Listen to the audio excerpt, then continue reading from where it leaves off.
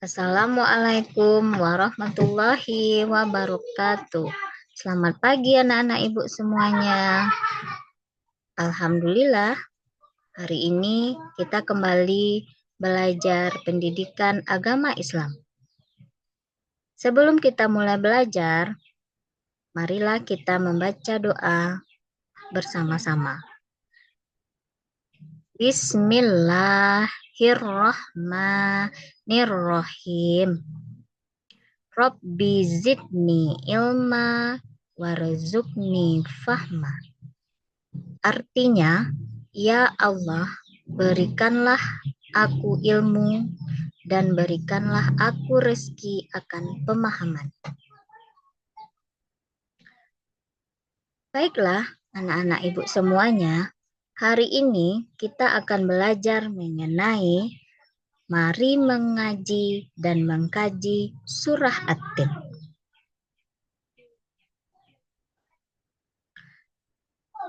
Tujuannya kita mempelajari surah At-Tin hari ini. Yang pertama, membaca surah At-Tin dengan tartil.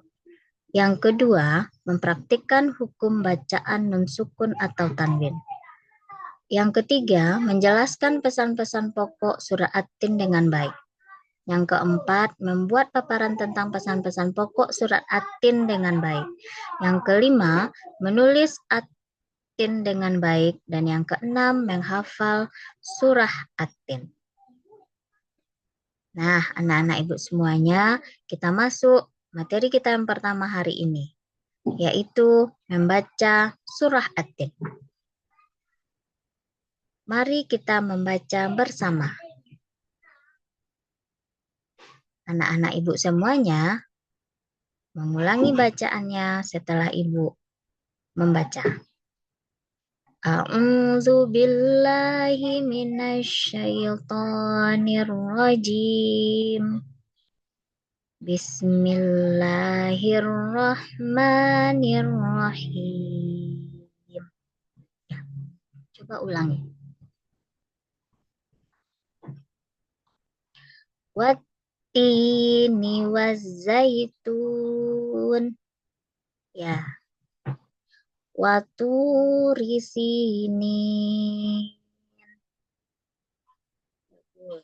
Wahazal baladil amin. Laqad khalaqnal insana fi ahsani taqwim. Summa rodadnahu asfala safilin.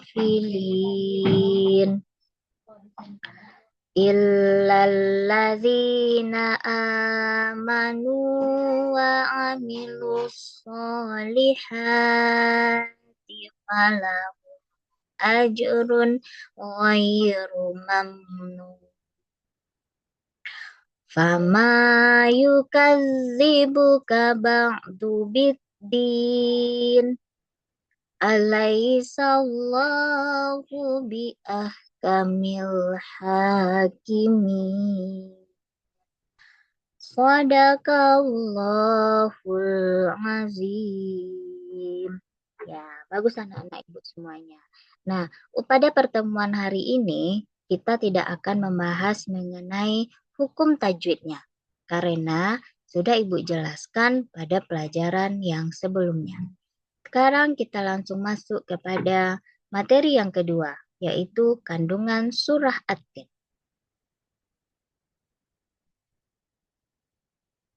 Nah, kita lihat yang pertama. Wattini wazzaitun. Waturi sinin. Nah, kita lihat artinya. Wattini wazzaitun. Demi buah tin dan buah zaitun. Waturi sinin. Dan demi bukit Sinai. Wahazal baladil amin. Dan demi kota Mekkah yang aman ini. Nah, sekarang kita lihat kandungan surah At-Tin ayat yang pertama. wattini wazaitun. Tahukah anak-anak ibu apa itu buah tin dan apa itu buah zaitun?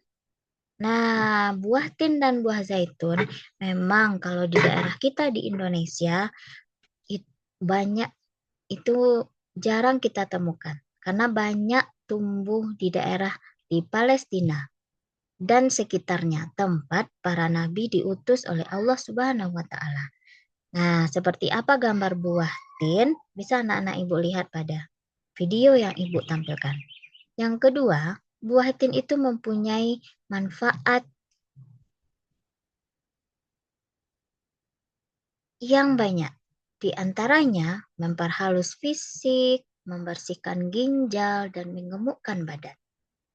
Yang ketiga, zaitun. Zaitun mengandung minyak yang berlimpah, sehingga dapat dipergunakan sebagai bahan memasak dan kesehatan. Jadi, minyak zaitun juga bisa digunakan selain untuk memasak, juga bagus untuk kesehatan. Waturi Sinin, Gunung Sinai. Anak-anak ibu tahu Gunung Sinai? Nah, coba perhatikan gambar yang ibu sajikan, yang ada di video. Gunung Sinai itu terletak di daerah Mesir. Gunung Sinai dikenali sebagai Jabal atau Gunung Nabi Musa.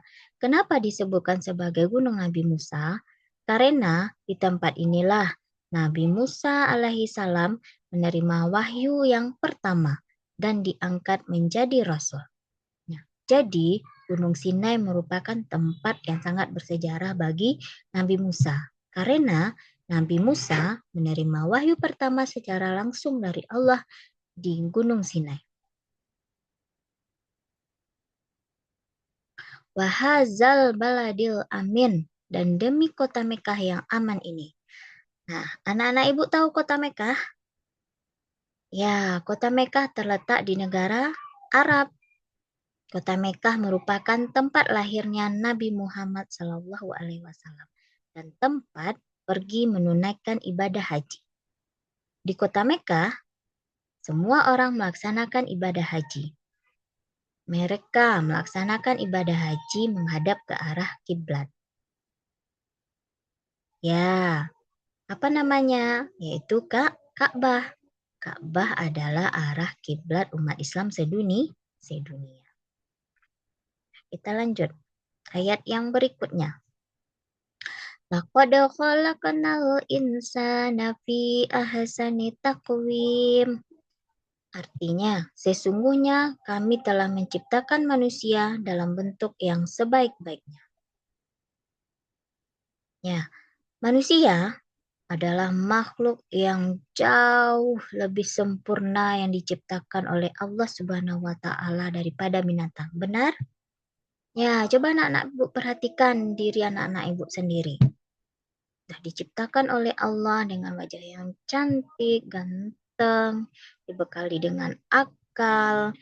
Nah, manusia dia diciptakan oleh Allah sebagai makhluk yang sempurna karena dia dibekali dengan fisik, jiwa, akal, dan nafsu. Berbeda dengan makhluk ciptaan Allah yang lainnya. Kelebihan manusia dibandingkan dengan makhluk ciptaan Allah yang lainnya adalah karena memiliki akal dan pikiran. Nah, kenapa manusia disebutkan sebagai manusia yang sempurna yang diciptakan oleh Allah?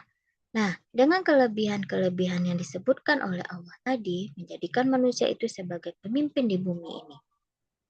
Nah, manusia sebagai pemimpin bertugas untuk melestarikan bumi, menjaga semua yang ada di bumi Allah ini.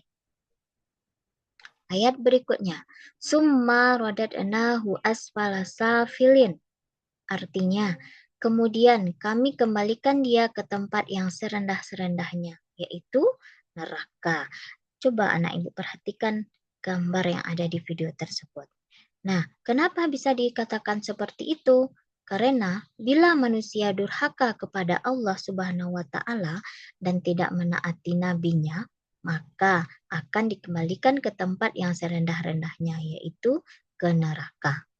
tubuh sempurna yang dilengkapi oleh Allah dengan akal dan pikiran, namun durhaka tidak mau melaksanakan semua perintah Allah, tetapi malah membuat kerusakan di muka bumi ini, maka tidak ada yang bisa menyelamatkan manusia untuk mendapatkan azab dari Allah Subhanahu wa Ta'ala. Dan manusia tersebut akan dikembalikan ke tempat yang serendah-rendahnya, yaitu neraka. Ayat berikutnya, illal ladzina amanu wa amilus solihati falahum ajrun ghairu mamnun. Artinya, kecuali orang-orang yang beriman dan mengerjakan amal soleh, maka bagi mereka pahala yang tiada putus-putusnya. Apa maksudnya? Jadi, manusia yang apabila mereka mengerjakan semua amal soleh, beriman kepada Allah, maka mereka akan mendapatkan pahala yang tiada putus-putusnya.